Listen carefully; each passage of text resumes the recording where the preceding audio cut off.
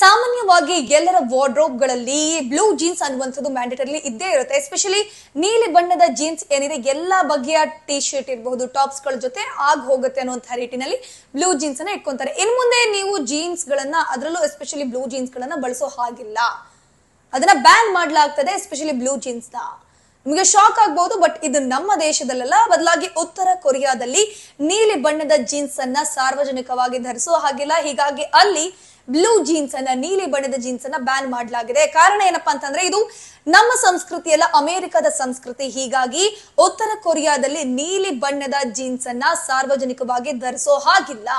ನಿಮ್ಗೆ ಈಗಾಗಲೇ ಗೊತ್ತಿರೋ ಹಾಗೆ ಉತ್ತರ ಕೊರಿಯಾದ ಅಧ್ಯಕ್ಷರಾಗಿರುವಂತಹ ಕಿಮ್ ಜಾಂಗ್ ಉನ್ ಏನಿದ್ದಾರೆ, ಸರ್ವಾಧಿಕಾರಿ ಧೋರಣೆಗೆ ಎತ್ತಿದ ಕೈ ಅಂತಾನೆ ಹೇಳಬಹುದು. ಎಸ್ಪೆಷಲಿ ಹೇರ್ ಕಟ್ ಇರಬಹುದು ಅಥವಾ ಉಡುಗೆ ತೊಡುಗೆ ಇರಬಹುದು, ಅವರಿಗಿಂತ ಮೇಲ್ಪಟ್ಟಂತಹ ಯಾವುದೇ ರೀತಿಯ ಉಡುಪುಗಳನ್ನ ಧರಿಸೋ ಹಾಗಿರ್ಲಿಲ್ಲ. ಹೇರ್ ಸ್ಟೈಲ್ ಗಳನ್ನ ಅವರ ರೀತಿಯೇ ಮಾಡಬೇಕಾಗಿತ್ತು. ಸದ್ಯಕ್ಕೆ ಈಗ ಹೊಸ ರೂಲ್ಸ್ ಜಾರಿಗೆ ತಂದಿದೆ. ಅದೇನಪ್ಪಾ ಅಂತಂದ್ರೆ ಬ್ಲೂ ಜೀನ್ಸ್ ಇನ್ನು ಉತ್ತರ ಕೊರಿಯಾದಲ್ಲಿ ಹಾಕೋ ಹಾಗಿಲ್ಲ.